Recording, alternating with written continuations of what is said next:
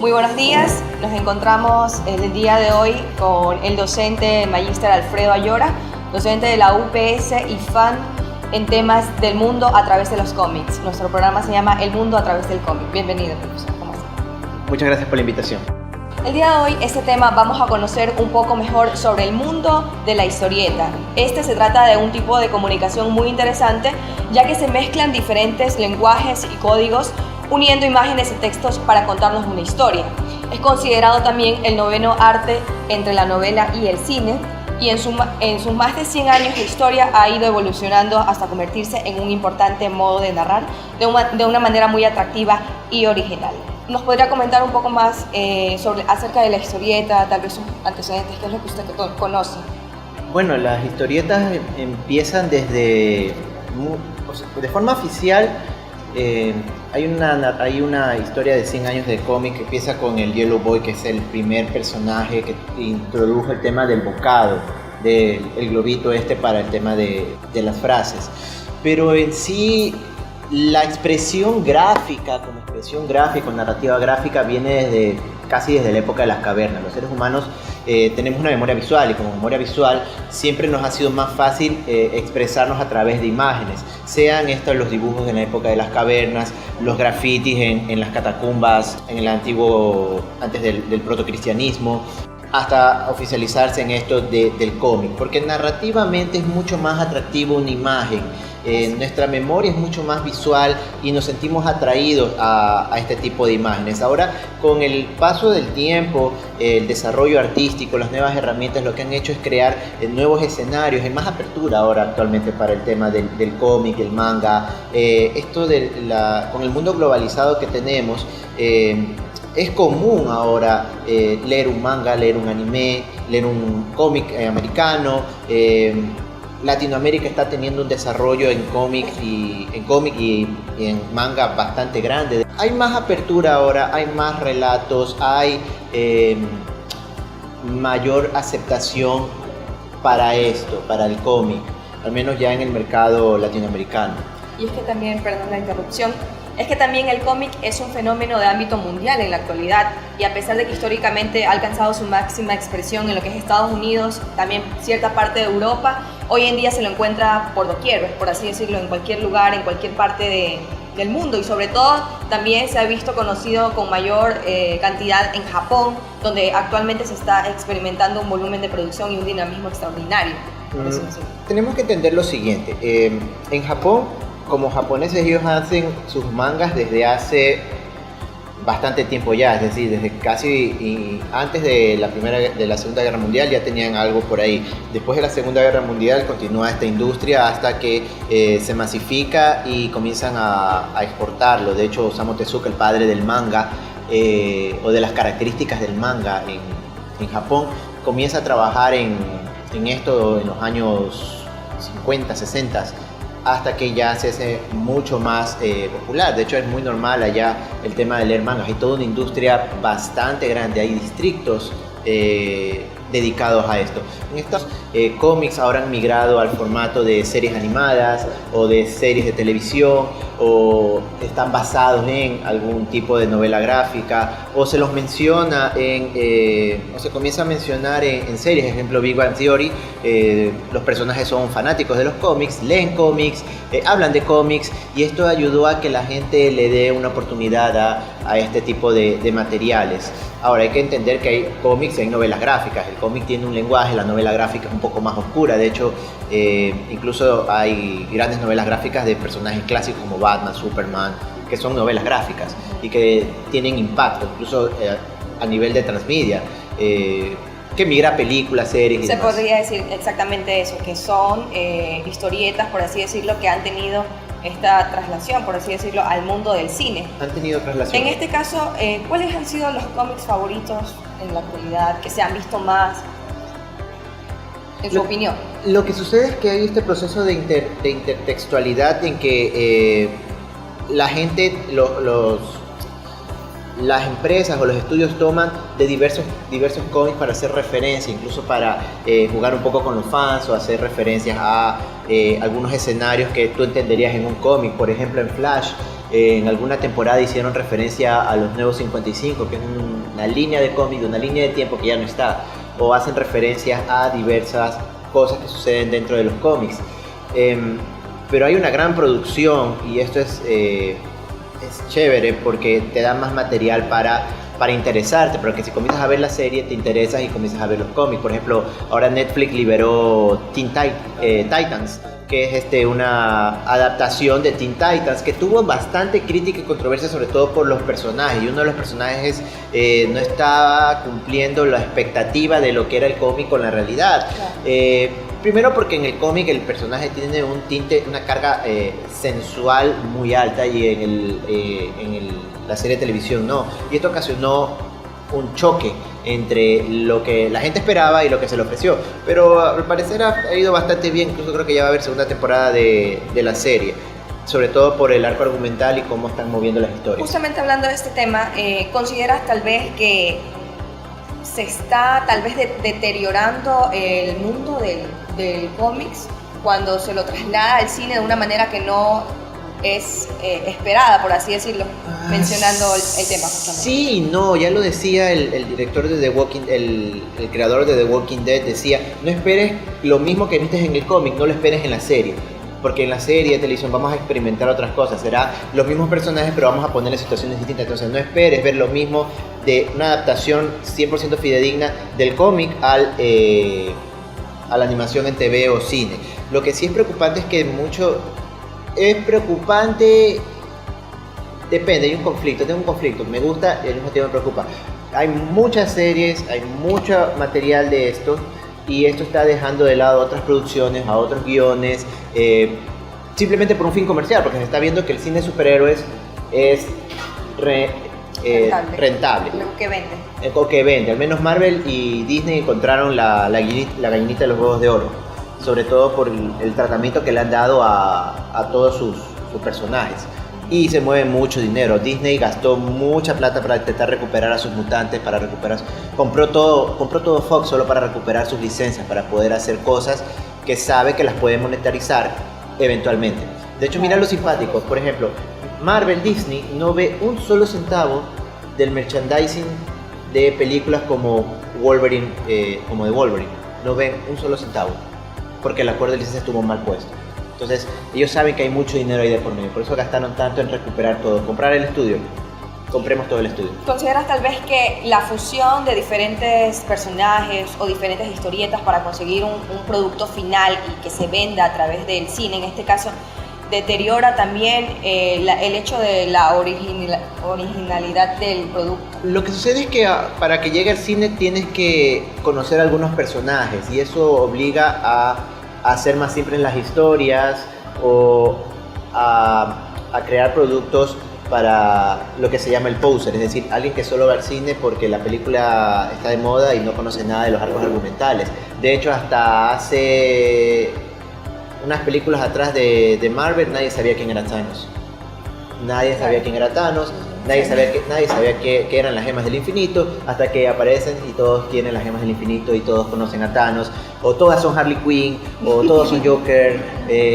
Entonces, es un poco la masificación del personaje, y esto cómo entra a un entorno, al entorno actual, porque estos personajes han existido por mucho tiempo, pero ahora tienen más cobertura mediática y la gente los pone en el cotidiano vivir. Que el papel también, en este caso, de los medios o de las TICs ha ayudado fundamentalmente a que esto tenga también más apertura hacia las personas. Hay más apertura por las facilidades tecnológicas y la gente está consumiendo más este tipo de productos, lo cual es chévere. Pero hay que entender que no esperes lo mismo del cine que de un cómic o de un manga, o una adaptación de manga a cine o de manga a TV. Siempre fracasan los últimos. Hay que entender que son elementos que funcionan en momentos diferentes, que pueden tener transmedia, sí, pero no es que van a funcionar íntegramente. De hecho, Walking Dead es el caso más claro. Claro. ¿Diferencia entre los cómics antiguos y los actuales? Nivel de violencia, carga sexual, temas cotidianos, lo políticamente correcto, lo políticamente incorrecto. Creo que eso también está afectando bastante. Incluso en series de televisión como Los Simpsons, que han tenido que eliminar personajes clásicos de los últimos 30 años porque ya son políticamente incorrectos. O el pedir que haya más personajes con algún tipo de inclusión, más abierto al homosexualismo, a lo gay. Entonces creo que eso ya es lo que está afectando más eso.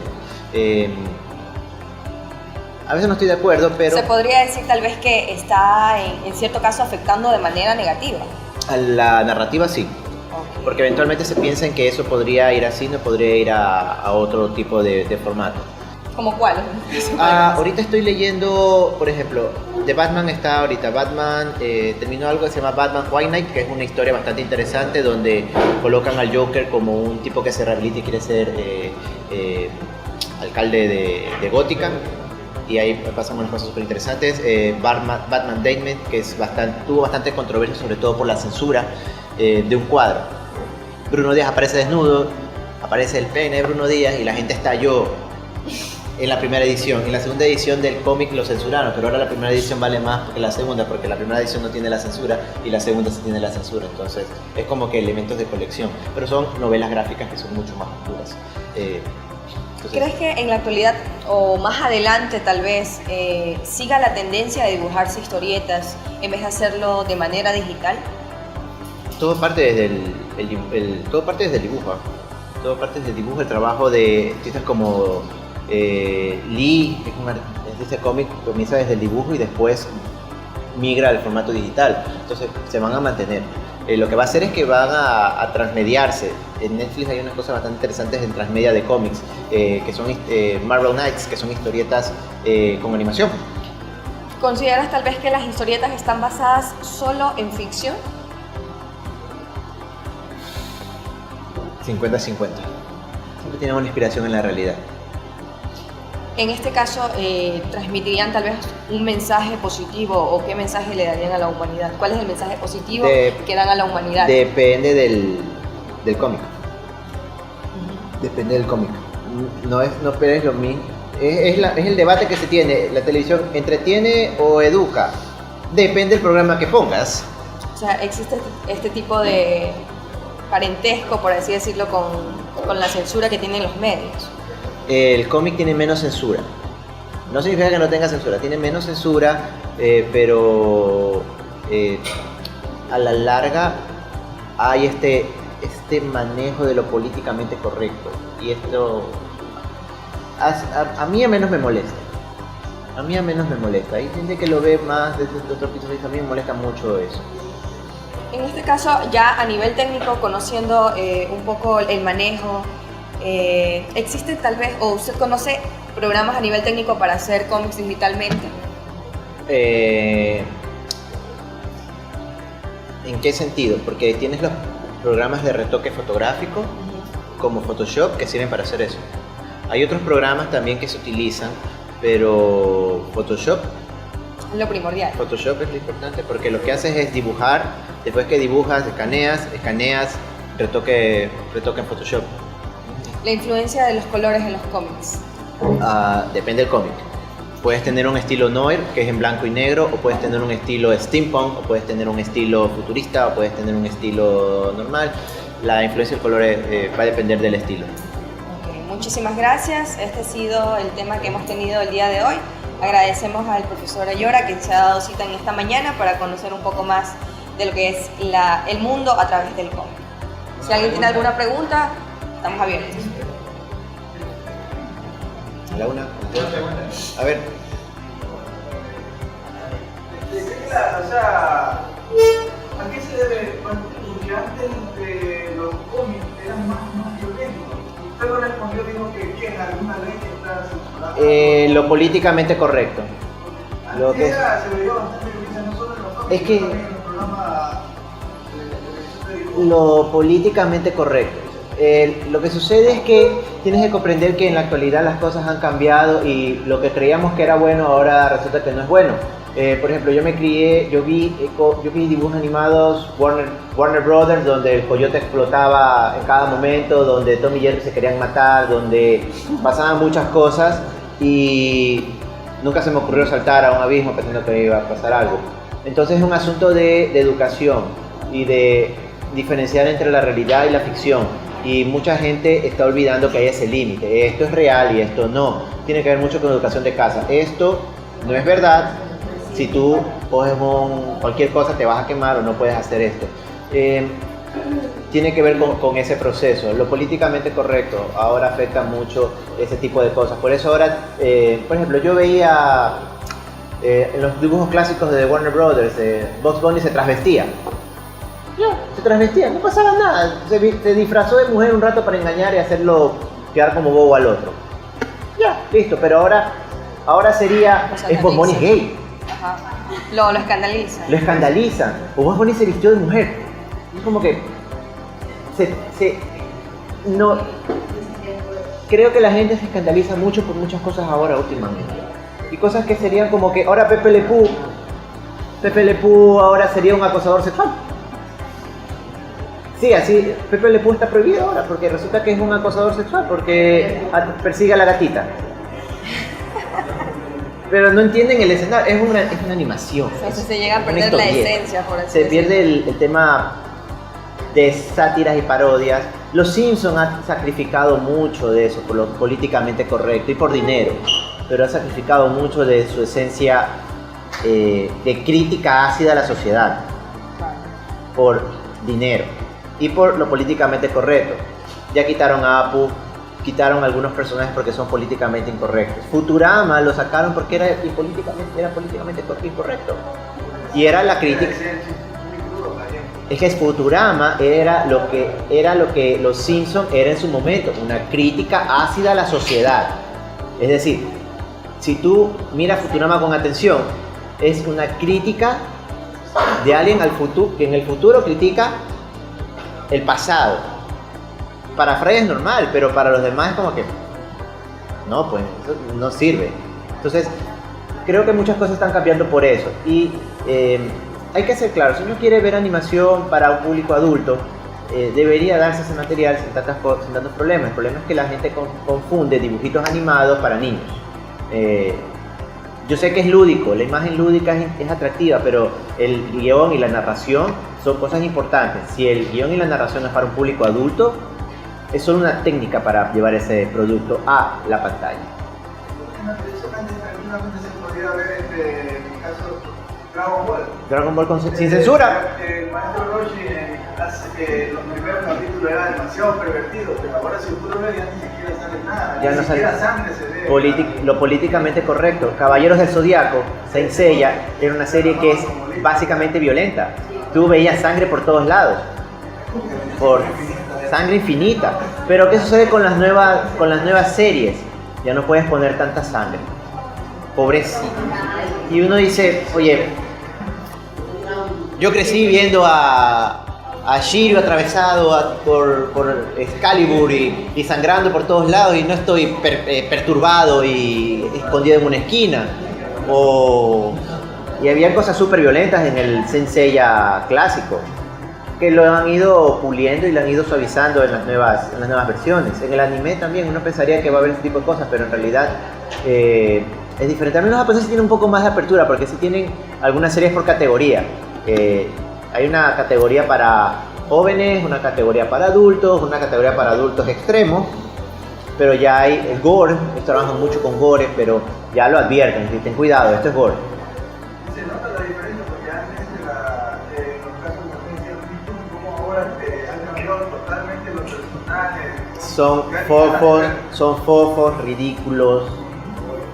¿Por qué? Porque ya no son políticamente correctos. Popeye el marino ya no pelea, ni fuma pipa ni come espinaca.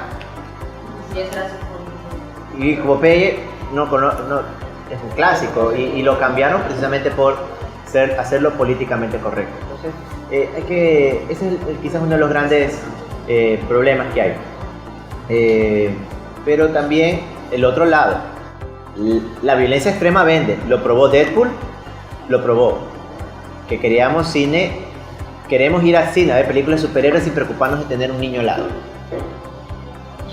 De hecho, que Deadpool haya sido PG-18 fue lo máximo, porque resulta que podías ir al cine tranquilo sin preocuparte que los niños estén gritando ahí, a ver tranquilamente violencia. Después lo probaron con Wolverine y resulta que de todas las películas de Wolverine, la última es la mejor de todas. Violencia extrema, pero no tienes a un niño al lado saltando, gritando, como estás todos sentados, concentrados viendo la película. Hay materiales y contenidos. Hay que entender eso. ¿Alguna otra pregunta? No, ya me voy. Chao, gracias. Bueno, entonces damos por finalizado. Acá. Cuando he hecho estudios de cuánta gente aproximadamente de cómics en este tiempo. O sea, Hay estudios, lo que sucede es que también es un formato que está migrando. Los formatos impresos van a desaparecer. De hecho, ya hay revistas que ya no están circulando y los formatos impresos terminarán desapareciendo y migrando por formatos online, digitales. Entonces, y on demand, es decir, ya hay estudios que están pensando en eso. Tampoco van a reemplazar mucho, tampoco va a reemplazarse mucho porque el cómic, a diferencia de una revista, tiene un valor agregado adicional.